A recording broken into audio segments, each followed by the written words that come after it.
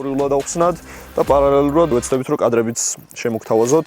ყარებას როცა ვსწავლობდი, მეც იგივე შეცდომას უშვებდი მუხრუჭის დროს, როცა მინდოდა რომ უცბად გამეჩერებინა მოტოციკლეტი, ეგრეთ წოდებულ ცეპლენიას, კონუსს, გადაბმულობას უთიშავდი მოტოციკლეტს და უბრალოდ მე მეყო გონება იმისთვის, რომ როდესაც გადაბმულობას უთიშავდი და ძრავის გადაბმულობა უკანა საბურავთან აღარ იყო, ინერციით მიდიოდი და როცა მოჭიდებაში არ არის უკანა საბურავი, ბევრად უფრო რთული არის და მაღალი არის იმის რისკი, რომ მოვცურდეთ. ამიტომ მუხრუჭის დროს არ უთიშავთ გადაბმულობას, პირიქით ძრავი უნდა იყოს მოდებაში უკანა საბურავთან და ამ დროს შეგვიძლია უბრალოდ როცა უკვე შევждებით ტორმოზზე ესე ვთქვა და დავიწყებთ მუხრუჭს, კონუსი გავთიშოთ, ჩამოვაგდოთ სიჩქარე, რომ ძრავიც მივიხმაროთ ამ დამუხრუჭებაში და უკანა საბურავი არ გაგვიცურდება ესე, უფრო ნაკლები რისკია ამის.